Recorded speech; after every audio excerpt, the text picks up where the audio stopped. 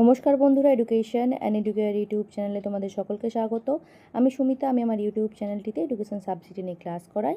তোমরা যারা আমার চ্যানেলে নতুন তারা আমার চ্যানেলটি অবশ্যই সাবস্ক্রাইব করবে। আজকের ভিডিওটিতে আমরা যে টপিকটি নিয়ে আলোচনা করব সেটা একটি ভীষণ গুরুত্বপূর্ণ টপিক, টাইপস অফ মেমোরি বা স্মৃতির প্রকারভেদ। শিক্ষাবিজ্ঞানের এই টপিকটিও কিন্তু ভীষণ গুরুত্বপূর্ণ, কারণ এটি বিভিন্ন এক্সামে, নেট সেট এসএলএসটি এক্সামে কিন্তু আমরা এখান থেকে প্রশ্ন আসতে দেখেছি। এবং আমাদের যে আলোচনা আজকের সেটা পিওয়াইকিউ বেসড ডিসকাশন। স্মৃতির টাইপস অফ মেমোরি থেকে কোন প্রশ্নটি এসেছিল? এপিসোডিক মেমোরি বা পর্বভিত্তিক স্মৃতি। এপিসোডিক মেমোরি বা পর্বভিত্তিক স্মৃতি কী, সেই প্রশ্নটি সেকেন্ড এসএলএসটি 2025-এ যে এক্সামটি হয়েছিল সেখানে কিন্তু এই প্রশ্নটি এপিসোডিক মেমোরি বা পর্বভিত্তিক স্মৃতি এই প্রশ্নটি এসেছিল। আজকের আমাদের মেইন যে আলোচনা সেটা পর্বভিত্তিক স্মৃতি বা এপিসোডিক মেমোরি সম্পর্কে, কিন্তু সেটা জানতে গেলে আমাদের টাইপস অফ মেমোরি পুরোটাই জানতে হবে। তো আজকের আলোচনা আমরা শুরু করি। প্রথমে আমরা প্রশ্নটা দেখি যে কোন প্রশ্নটা 2025-এ সেকেন্ড এসএলএসটি শিক্ষাবিজ্ঞান বিষয়ে এসেছিল। এপিসোডিক মেমোরি বা পর্বভিত্তিক স্মৃতি হলো, অপশন এতে ছিল ধারণা স্মৃতি, অপশন বি একটি ঘটনা স্মৃতি, অপশন সি দীর্ঘস্থায়ী স্মৃতি, অপশন ডি পদ্ধতিগত ঘটনা স্মৃতি। সঠিক উত্তর হবে একটি ঘটনা স্মৃতি। একটি ঘটনা স্মৃতি। এপিসোডিক মেমোরি বা পর্বভিত্তিক স্মৃতি। এপিসোড এই কথাটা আমরা কিভাবে পরিচিত এপিসোডের সঙ্গে বা পর্বর সঙ্গে? আমরা যে কোনো টিভি সিরিয়াল বা ড্রামা যে সমস্ত হয় টিভিতে, সেখানে দেখেছি যে এপিসোড কথাটা প্রত্যেক দিন যখন স্টার্ট হয় তখন এপিসোড কথাটা ব্যবহার করা হয়। অর্থাৎ ঘটনাগুলো যখন পরপর ঘটছে, ঘটনাগুলো যখন পরপর ঘটছে এবং সেটাকে যখন ড্রামা হিসাবে আমরা দেখছি, সেই প্রত্যেকটা ঘটনাকে এক একটা এপিসোড হিসাবে দেখানো হচ্ছে বা পর্ব হিসেবে দেখানো হচ্ছে। তো এইভাবে আমরা বিষয়টা মনে রাখতে পারি যে memory of an incident or a period. আজকের আমাদের আলোচনার বিষয় স্মৃতির প্রকারভেদ বা টাইপস অফ মেমোরি। মেমোরি কি আমরা সকলেই কম বেশি জানি যে মেমোরি কি। মেমোরি হচ্ছে পূর্ব অভিজ্ঞতা বা পূর্বের জানা বিষয়কে যখন আমরা চেতন স্তরে পুনরুদ্রেক করি তখন সেটাকে স্মরণক্রিয়া বা মেমোরি বলা হয়। মেমোরি সম্পর্কে বিভিন্ন মনোবিদ বিভিন্ন সংজ্ঞা দিয়েছেন। তো সেসব আজকের আমাদের আলোচনার বিষয় নয়, কারণ সেগুলো আলোচনা করলে ভিডিওটা আরও লং হয়ে যাবে। তো মূল যে আলোচনা টাইপস অফ মেমোরি সেটা নিয়েই আজকের ভিডিওতে আমরা আলোচনা করব। স্মৃতির প্রকারভেদ। স্মৃতি সাধারণত বিভিন্ন ধরনের স্মৃতি হয়ে থাকে, বিভিন্ন মনোবিজ্ঞান উল্লেখ করেছেন, যেমন যান্ত্রিক স্মৃতি, বিচারমূলক স্মৃতি, তাৎক্ষণিক স্মৃতি, সংবেদনগত স্মৃতি, স্থায়ী স্মৃতি, অস্থায়ী স্মৃতি। এগুলো স্মৃতির ভাগের মধ্যে পড়ে বা প্রকারভেদের মধ্যে পড়ে। কিন্তু আজকের যে আলোচনা, সেই আলোচনা আমরা করব তথ্য প্রক্রিয়াকরণ এর মডেল অনুযায়ী। তথ্য প্রক্রিয়াকরণের যে মডেল রয়েছে সেই মডেল অনুযায়ী আজকের যে স্মৃতির যে প্রকারভেদ, সেই প্রকারভেদ আমরা আলোচনা করব। আধুনিক মনোবিজ্ঞানের স্মরণ প্রক্রিয়াকে তথ্য প্রক্রিয়াকরণ দৃষ্টিভঙ্গিতে ব্যাখ্যা করা হয়েছে। অ্যাটকিনসন ও সিফ্রিন এর প্রদত্ত মডেল অনুসারে স্মরণ প্রক্রিয়ার তিনটি বিভিন্ন পর্যায় থাকে। সেগুলি হলো সংবেদনমূলক স্মৃতি পর্যায় বা সেন্সারি মেমোরি স্টেজ, স্বল্পস্থায়ী স্মৃতি পর্যায় বা শর্ট টার্ম মেমোরি স্টেজ, দীর্ঘস্থায়ী স্মৃতি পর্যায় বা লং টার্ম মেমোরি স্টেজ। আমি প্রথমেই বললাম যে আজকের যে স্মৃতির প্রকারভেদ সেটা আমরা আলোচনা করব তথ্য প্রক্রিয়াকরণ মডেল অনুযায়ী। এই তথ্য প্রক্রিয়াকরণটা কি? তথ্য প্রক্রিয়াকরণ বলতে বোঝানো হচ্ছে যে যখন আমাদের যখন অস্থায়ী স্মৃতির বিভিন্ন অভিজ্ঞতা স্থায়ী স্মৃতিতে রূপান্তরিত হয়। আমাদের ছোট ছোট বিভিন্ন অস্থায়ী স্মৃতি, মানে যেগুলো আমরা বেশিক্ষণ মনে রাখতে পারি না, মানে তাদের পরিসর খুবই কম, ধারণ ক্ষমতা খুবই কম, সেই সমস্ত অস্থায়ী স্মৃতিগুলোকে যখন আমরা স্থায়ী স্মৃতিতে রূপান্তরিত হয়, মানে অস্থায়ী স্মৃতির অভিজ্ঞতাগুলো যখন স্থায়ী স্মৃতিতে রূপান্তরিত হয় এবং স্থায়ী স্মৃতির অভিজ্ঞতার পুনরুদ্রেক ঘটে, মানে স্থায়ী স্মৃতিগুলোকে আমরা পুনরুদ্রেক করি, সেই সম্পর্কে মনোবিজ্ঞানী অ্যাটকিনসন ও সিফ্রিন 1971 সালে একটি পরীক্ষা করেন, একটি মডেল উপস্থাপন করেন। সেই মডেলটাকেই বলা হচ্ছে তথ্য প্রক্রিয়াকরণ মডেল।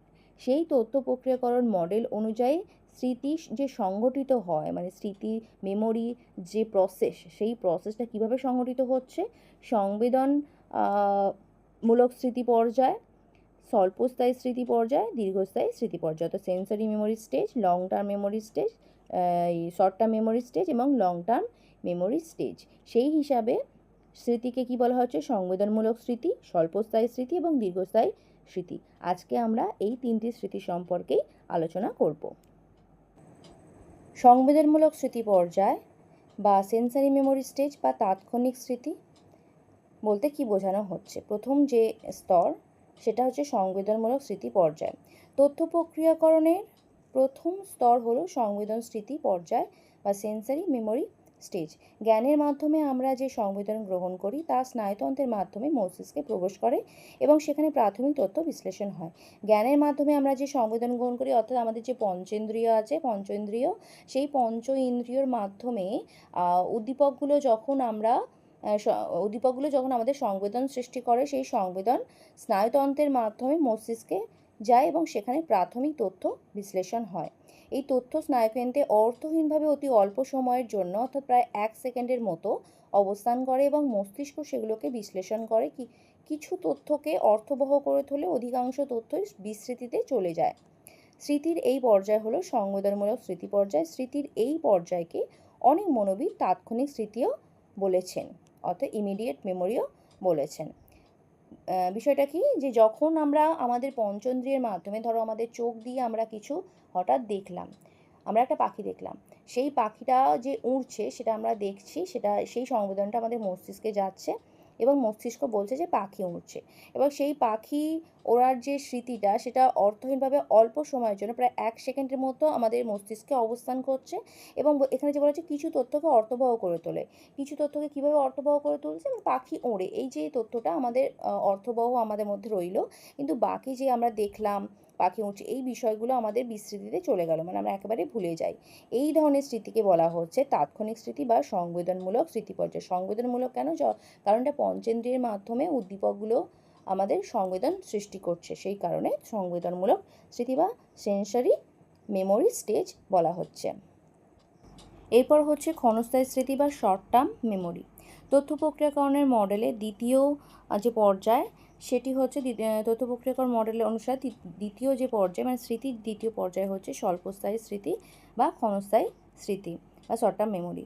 সংবেদনমূলক স্তর থেকে কিছু তথ্য, নির্বাচিত তথ্য স্বল্পস্থায়ী স্মৃতির পর্যায়ে আসে। ওই যে বললাম যে যখন আমরা ইন্দ্রিয়ের মাধ্যমে, আমাদের উদ্দীপকগুলোর মাধ্যমে সংবেদন গ্রহণ করছি, তখন কিছু তথ্য মস্তিষ্কে রয়ে যায়, কিছু অর্থবহ তথ্য মস্তিষ্কে রয়ে যায়। সেই অর্থবহ তথ্যগুলো কী হয়? স্বল্পস্থায়ী স্মৃতির পর্যায়ে আসে। এই পর্যায়ে স্থায়িত্বকাল, সংবেদনমূলক স্মৃতির স্থায়িত্বকাল থেকে বেশি হলেও খুব একটা বেশি নয়, কম বেশি 30 সেকেন্ডের মতো। এই স্তরকে বলা হয় সচেতন সক্রিয় স্তর, কারণ এখানেই তথ্যের পরিবর্তন ও পরিমার্জন এমনভাবে করা হয় যাতে ব্যক্তি তার নিজের মতো করে স্মৃতিতে তথ্য সঞ্চিত করে রাখতে পারে, অর্থাৎ তথ্য প্রক্রিয়াকরণ হয়। স্বল্পস্থায়ী স্মৃতি বা শর্ট টার্ম মেমোরিতেই কী হয়? আমাদের যে তথ্য পরিবর্তন হয় এবং পরিমার্জন করা হয় এবং ব্যক্তি নিজের মতো করে তথ্যকে সঞ্চিত করে রাখে। এই স্বল্পস্থায়ী স্মৃতি থেকেই স্মৃতিটা দীর্ঘস্থায়ী স্মৃতিতে পরিণত হয়, অর্থাৎ ব্যক্তি কী ধরনের প্রতিক্রিয়া করবে তাও এই পর্যায়ের স্মৃতি এবং স্বল্পস্থায়ী স্মৃতি ঠিক করে। সেই স্বল্পস্থায়ী স্মৃতি ঠিক করে, সেই জন্য স্বল্পস্থায়ী স্মৃতিকে অনেকে কার্যকারী স্মৃতি বলে। মানে স্মৃতিটা এই পর্যায়ে স্মৃতি, মানে ক্ষণস্থায়ী স্মৃতি, short term memory long term মেমোরিতে পরিণত হবে কি হবে না, সেটা কিন্তু এই পর্যায়ে ঠিক হয়ে যায়। সেই জন্য এটাকে ওয়ার্কিং মেমোরি বা কার্যকরী স্মৃতিও বলা হয়। স্বল্পস্থায়ী স্মৃতিকে দীর্ঘস্থায়ী স্মৃতিতে রূপান্তরিত করার জন্য বিভিন্ন কৌশল রয়েছে। একটি কৌশলকেই পুনরাবৃত্তি কৌশল, অর্থাৎ আমরা যখন কোনো বিষয়কে পড়ছি, সেই বিষয়টা পড়ার পর আমরা যদি পড়ে রেখে দিই, আমরা কিন্তু সেটা ভুলে যেতে পারি, মানে ক্ষণস্থায়ী স্মৃতিতে পরিণত হতে পারে। কিন্তু সেটাকে লং টার্ম মেমোরি করার জন্য আমাদের কী করতে হবে? পুনরাবৃত্তি করতে হবে, আবার সেটাকে পড়তে হবে, বারবার পড়তে হবে। এই পদ্ধতির সাহায্যে আমরা স্বল্পস্থায়ী স্মৃতিকে দীর্ঘস্থায়ী স্মৃতিতে রূপান্তরিত করতে পারি। আরও একটি পদ্ধতি কি? নেমনিক পদ্ধতি।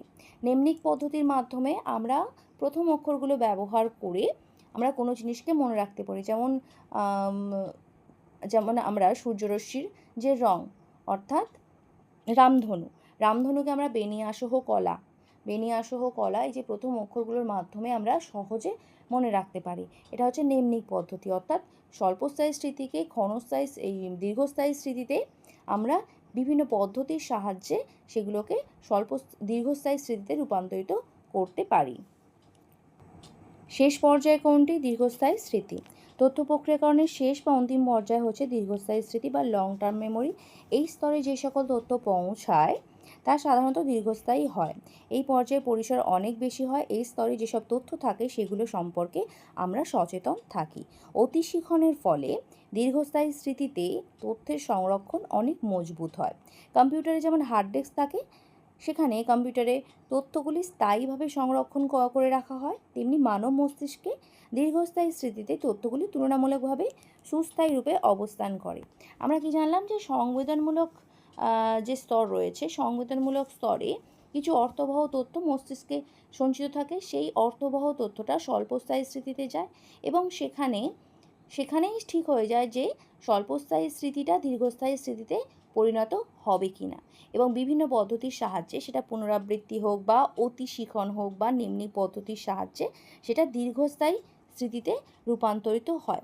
দীর্ঘস্থায়ী স্মৃতিতে সংবেদনগত তথ্য সকল স্থায়ী রূপে থাকে।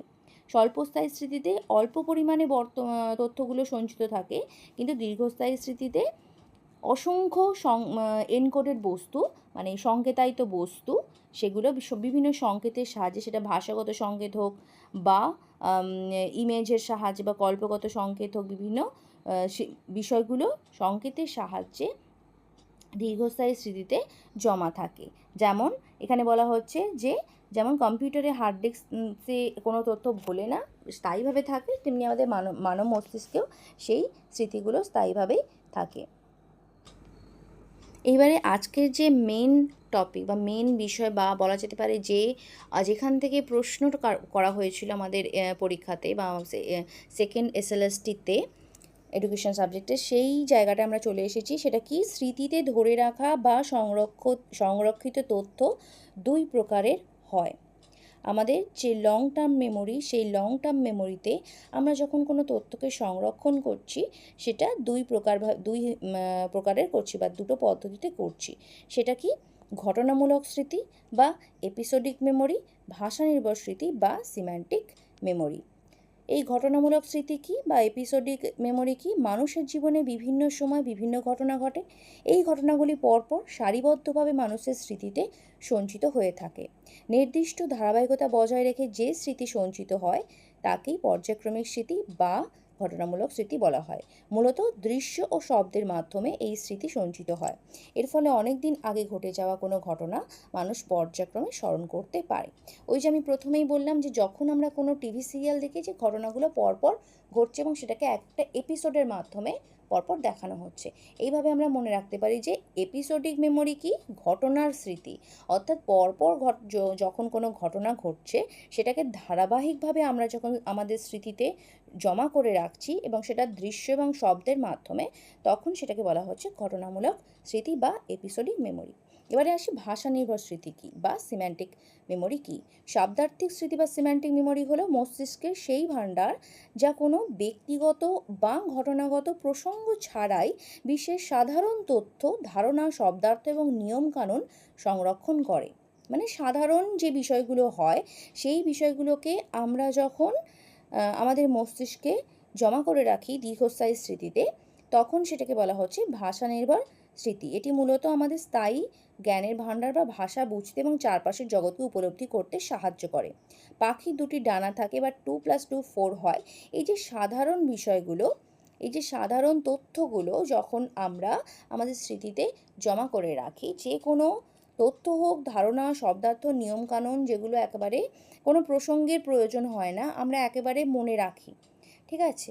সেই বিষয়গুলোকে, যেমন সূর্য পূর্ব দিকে ওঠে, এই বিষয়গুলোকে আমরা সবসময় মনে রাখি। তো এই বিষয়গুলোকেই বলা হচ্ছে ভাষা নির্ভর স্মৃতি বা সিম্যান্টিক মেমোরি। আশা করছি আজকের ভিডিওটা তোমাদের অনেকের কাছেই হেল্পফুল হবে। তোমরা যারা এক্সামের জন্য প্রিপারেশান নিচ্ছ, আমি চেষ্টা করব যে আমার ভিডিওর মাধ্যমে তোমাদেরকে হেল্প করার। তোমরা অনেকে আমাকে ক্লাস নেওয়ার জন্য বলছিলে, পেইড ক্লাস নেওয়ার জন্য। আমার পক্ষে সম্ভব নয় সেটা, আমি খুবই দুঃখিত।